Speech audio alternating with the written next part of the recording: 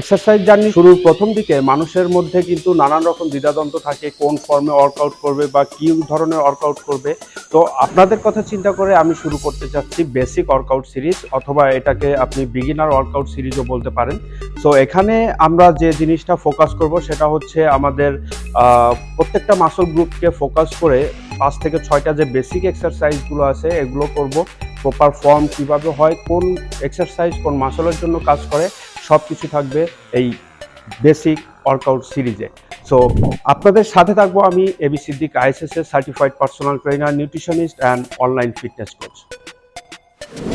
আমাদের basic workout সিরিজের আজকের প্রথম দিন। আজকে আমরা চেস্ট মাসল টার্গেট করে 5টা এক্সারসাইজ, বেসিক যে এক্সারসাইজগুলো আছে সেগুলো করব। তবে এক্সারসাইজ শুরু করার আগে অবশ্যই স্ট্রেচিং করে নেবেন। আর স্ট্রেচিংয়ের ভিডিও আমার আগের যে ভিডিওটা আছে সেই ভিডিওতে দেখলে ফুল বডি একটা বেসিক স্ট্রেচিং যেগুলো আছে এগুলো দেখতে পারবেন। তো ওটা করার পর একটু ওয়ার্ম আপ করবেন, 5 থেকে 10 মিনিট সাইক্লিং বা ট্রেডমিল যে কোনোটা করতে পারেন। সো চলুন শুরু করা যাক। চেস্টের প্রথম যে এক্সারসাইজ করব সেটার নাম হচ্ছে ফ্ল্যাট বেঞ্চ বারবেল প্রেস। এটা মেজর পেক্টোরালিস এবং মাইনর পেক্টোরালিস দুইটা মাসলকে হিট করে। তো চলুন শুরু করা যাক। ফ্ল্যাট বেঞ্চ বারবেল প্রেস করার ক্ষেত্রে আপনার যে গ্রিপটা নিতে হবে হচ্ছে আপনার শোল্ডার থেকে একটু বাইরের দিকে। আর আরেকটা জিনিস হচ্ছে এখানে যে আমাদের স্পাইনটা আছে, এখানে নর্মাল একটা আর্চ আছে, ন্যাচারাল আর্চ। ওই আর্চটা কন্টিনিউ করতে হবে, ধরে রাখতে হবে, বেশি আর্চ করার কোনো দরকার নেই। জেন্টালি আনব্রেক করার পর বারটা চেস্ট বরাবর নামবে, নিপল লাইন বরাবর, দেন পুশ হবে। যখন আমরা পুশ করব তখন আমাদের এক্সহেল হবে, যখন বারটা নিচের দিকে আসবে তখন আমাদের ইনহেল হবে। তো আমরা রেপস করব 8 থেকে 12টা, সেট করব 3টা।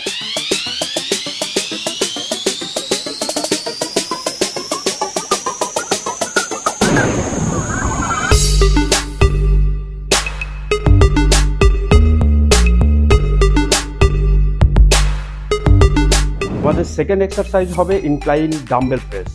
তো আমরা শুরু করব ওয়েট নির্ধারণের ক্ষেত্রে আগের ভিডিওতেও আমি বলেছিলাম, সেটা হচ্ছে যে আপনারা প্রথম দিকে খুব কম ওয়েট থেকে শুরু করবেন, ফর্মটা প্রপার করার পর তারপর ধীরে ধীরে আপনারা ওয়েটগুলো বাড়াবেন। সো ইনক্লাইন করার ক্ষেত্রে বেঞ্চটাকে 45 ডিগ্রি আগে করে নিতে হবে, দেন সুন্দর করে শুয়ে পড়ে এটা হিট করবে হচ্ছে আমাদের আপার চেস্টে। এলবোটা ফ্ল্যাট থাকবে and press to the ceiling. যখন প্রেস করব তখন আমাদের এক্সহেল হবে, যখন নিচে নামবো তখন ইনহেল হবে। রেপস হবে 8 থেকে 12টা, সেট হবে 3টা।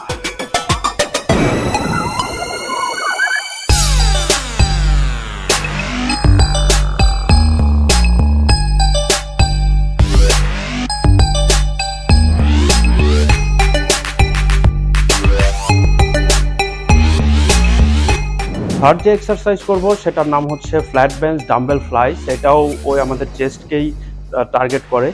সো এটাতে ওয়েটটা একটু কম হওয়া ভালো, বিকজ যদি একটু এদিক সেদিক হয়ে যায় তাহলে শোল্ডার জয়েন্টে বেশ একটা প্রেশার পড়ে।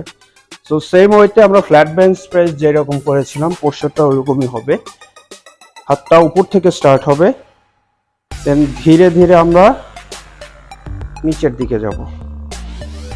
অনেক বেশি নিচে যাওয়ার দরকার নাই, যত দূর পর্যন্ত গেলে আপনাদের শোল্ডারে খুব একটা বেশি প্রেশার না পড়ে এই পর্যন্ত যাব। দেন ধীরে ধীরে নিচে নামবো আর ফ্লাই করব।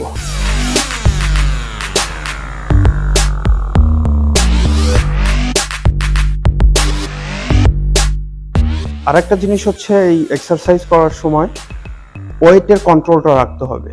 তার জন্য আপনারা যারা বিগিনার আছেন তাদের সাধ্য অনুযায়ী একটা মিনিমাম যে ওয়েটটা নিতে হয় ওটা দিয়ে আগে ফর্মটা ঠিক করে নেবেন, পুরোপুরি কন্ট্রোল আসলে তারপর ওয়েটগুলো বাড়িয়ে নেবেন। 4 নম্বরে যে এক্সারসাইজ করব সেটা হচ্ছে হাই ক্যাবল ক্রস ওভার। এটা হাই টু লো হবে। এটা আমাদের লোয়ার পেক্টোরালিস যেটা আছে, লোয়ার চেস্টে টার্গেট মাসল। সো এখানে করার ক্ষেত্রে সেম অ্যাজ আমরা যে ডাম্বেল ফ্লাইস করলাম, এটা ফ্লাইসি।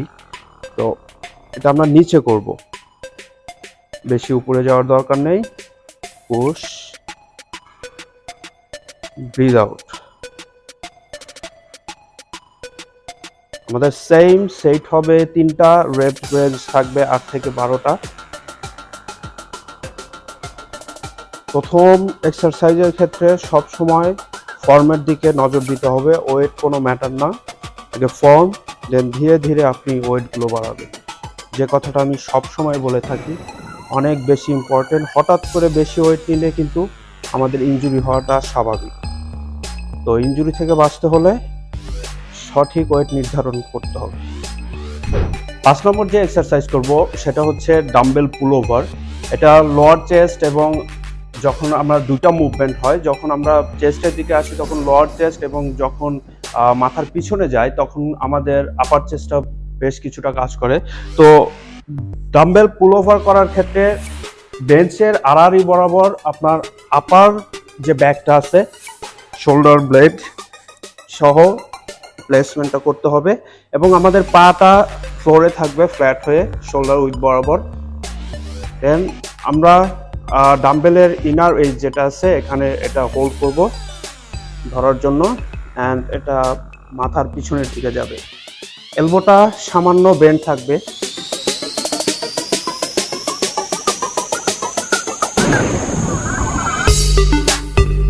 রেপ রেঞ্জ হবে 15 অ্যান্ড সেটস হবে 3 সেটস।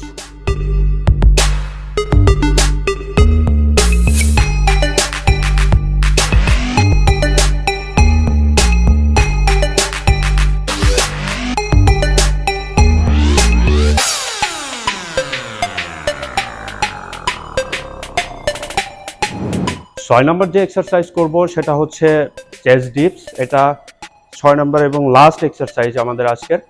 সো এটাও কিন্তু আমাদের লোয়ার চেস্ট, এবং মোটামুটি মেইন ফোকাসটা লোয়ার চেস্টে থাকে। চেস্ট ডিপস করার ক্ষেত্রে আমাদের বডিটা সামনের দিকে বেন্ড হবে এবং নিটা বেন্ড হয়ে পা দুটো আড়াআড়িভাবে থাকবে।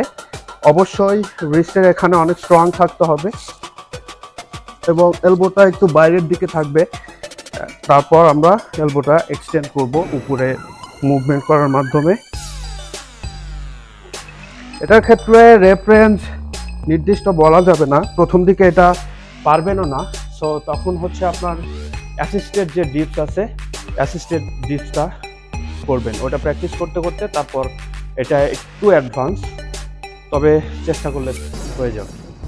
এই ছিল আজকের চেস্টের বেসিক এক্সারসাইজ। এগুলোর মাধ্যমে কিন্তু আমাদের ফুল চেস্ট কভার হয়ে গেছে। এটা বিগিনার এবং ইন্টারমিডিয়েট যারা আছেন তারা ট্রাই করতে পারেন। তবে আমার যে সবসময় যে টিপসটা থাকে সেটা হচ্ছে যখন জিমে যাবেন ওখানে যে ট্রেনারটা থাকে তার সাথে কনসাল্ট করে নেবেন, সে যে এক্সারসাইজগুলো আপনাকে সাজেস্ট করে ওটাই করবেন। আশা করছি আজকের যে ভিডিওটি ছিল এটা আপনাদের উপকারে আসবে। এরকম আমাদের এপিসোড কিন্তু প্রত্যেকটা মাসল গ্রুপের উপর হবে এই সিরিজটা। তো আগামী এপিসোডে আমরা করব শোল্ডার। আশা করছি আপনারা সেই ভিডিওটা দেখবেন, এবং সেই ভিডিওটা দেখার জন্য আমার চ্যানেলটা সাবস্ক্রাইব করতে কিন্তু ভুলবেন না। দেখা হচ্ছে অতি শীঘ্রই। আল্লাহ হাফেজ।